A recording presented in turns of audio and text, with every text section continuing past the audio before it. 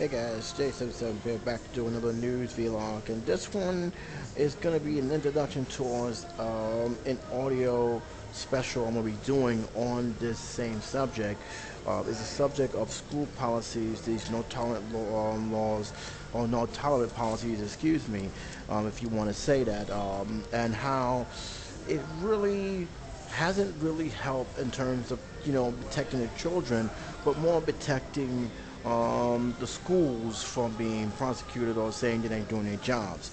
I'm going to get to more details on that in a later date, for sure. But let me first go and focus on this one story here, because this is one of the reasons why makes you question what these zero tolerance policies are really for. Is it for helping the students, or is it for the other way around? But basically, a report done by FoxNews.com, a school lawyer is pretty much now on the fire after he lied about an arrest of a girl suspended for trying to help a drunken pal.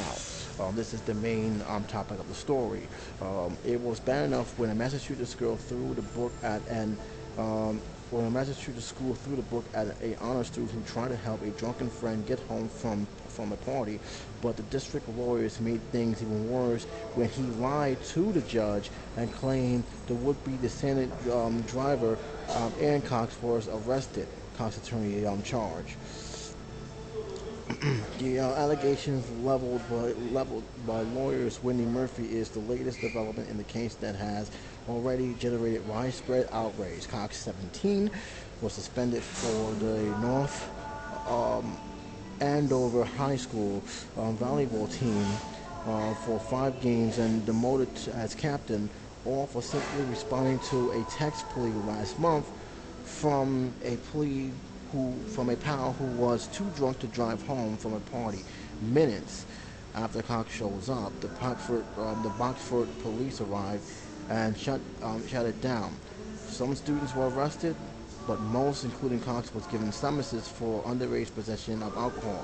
Police later backed Cox's version of the events.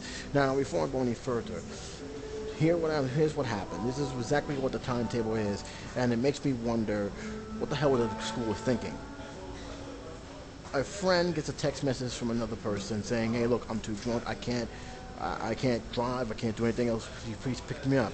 She applies. She comes to the scene, but instead of having pick up a friend, she got caught in the middle of a huge mess because the police responded obviously to some loud noise. This resulted in her getting the summonses, but later everything was dropped. I mean, even that you read later on, you even hear that the police said, "Hey, look, this is what happened. She wasn't really arrested. In fact, she was trying to be helpful." But you would think that the school would have picked that up, but nope, that's not the case. And I'll get right straight to it right now. Murray said the school district compounded its own injustice towards a kid when its attorney, Griffith Buck, said in court that Cox was arrested at a party. She was not. Keep in mind, she was never arrested. She was given a summons, but she was never arrested. That the school would then lie to the judge in court of law and is outraged, and showed the length of some school official will go to retaliate against a family that dares to challenge on the zero tolerance policy, Murphy said in a statement. And again, I will be talking about more about these so-called zero tolerance policies, because I have my beef with these policies that the schools are putting up there, and how the ridiculous ways they're being used against. Let's be real, why these things are being put into play. A lot of people know that bullying of any kind has become rampant, more so now than ever before, where young children, are committing suicides, and as a result, you have parents play, "You gotta do something, you can't let this stand, the ministry has to do something." Well, they've now implemented a lot of no tolerance policies, but these policies, as you listen to some of the reports that's being covered by the news, doesn't seem to help the student. It seems to help protect the school in ways that was never meant to be implemented. If you got a bad haircut, oh, you got to go. We can't tolerate that. You're gone, or you're expelled, or you can't be in certain predicament. It really is becoming more of a nuisance than it really sent out to be, and this is one of them. But that's not the reason why it ticks me off about the story. I'll continue reading the article here. The article continues saying, in fact, as the police officers at the scene reported in a statement that was provided by the principal to the principal and the judge, Erin was not arrested and did nothing wrong, Murphy added. In addition, that she had not been drinking and had no intentions of drinking. She was there to help a friend and did not even had a slight odor of alcohol in person. She didn't have no alcohol in her system. She didn't have no alcohol at all. There you go. Again, the lawyer claims, according to Murphy, came last week as she sued the district on behalf of Cox's family.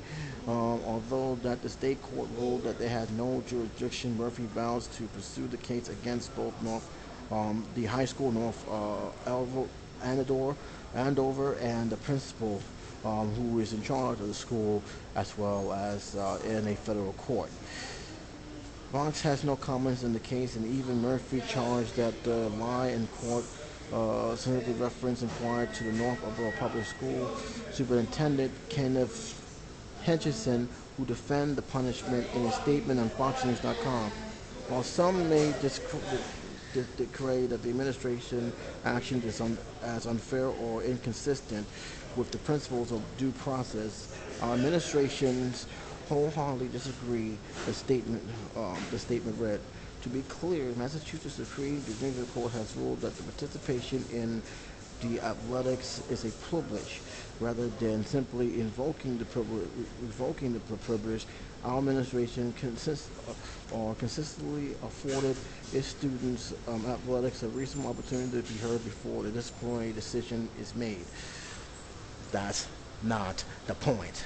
Yes, athletic programs is a privilege to the students, but the point is you're punishing the student over something that is not true, something that even the police department have even said to you that, hey, she wasn't arrested, this happened. In fact, she was trying to be helpful. Don't go crazy.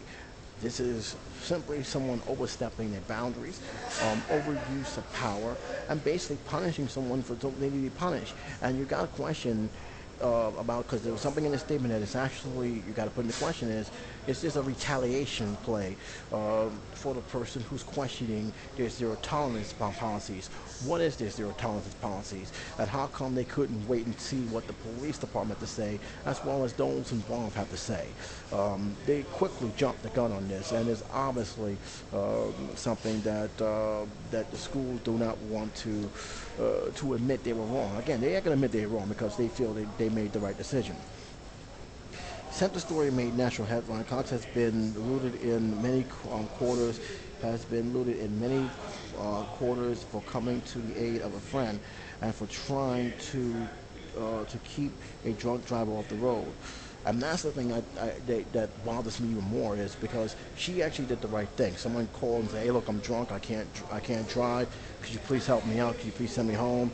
And she said, okay, yeah, I'll do that because I don't want you to get hurt. And she gets punished for it. This is the message you want to send. This is what the school is sending a message here. If you even try to help out someone who definitely needs help, you're going to get punished for it. This is ridiculous. This is absolutely ridiculous. And yeah, I'm going to be talking more about this in the coming future, because this is something that you just simply cannot brush over the rug. In the article, I'm going to continue reading the article. The story of Ellen Cox, the Boston high school student suspended for being called in as a designated driver, is unconscionable. Former Florida Congressman Allen West wrote in a website. Sadly, it is an indication of statistic drive,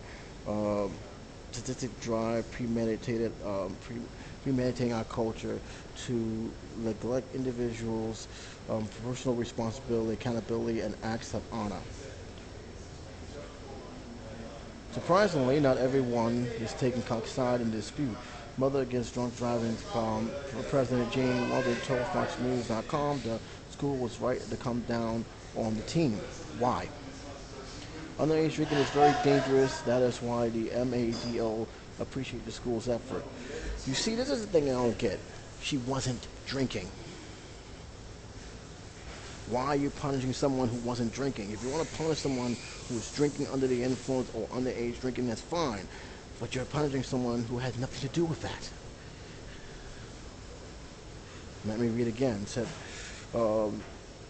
Cox's intentions said, she praises Cox's intention but says she should have called an adult.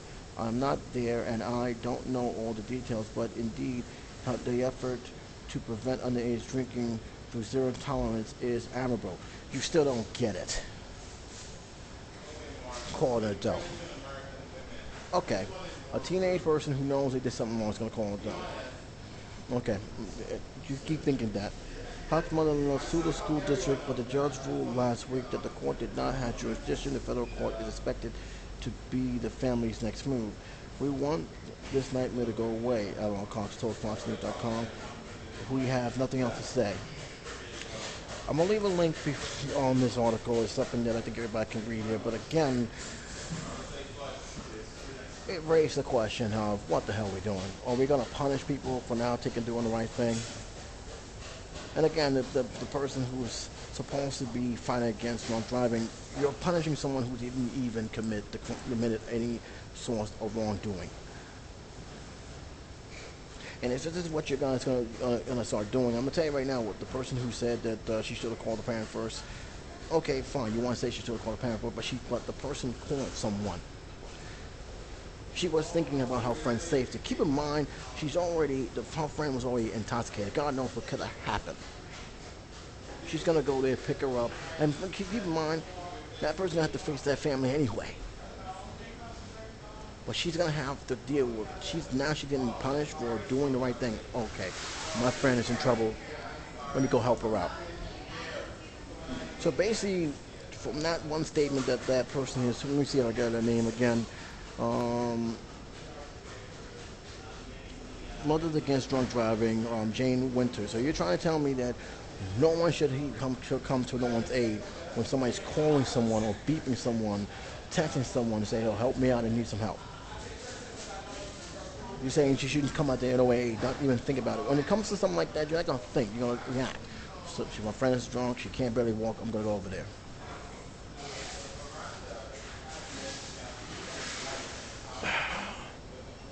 Yes, underage drinking is dangerous.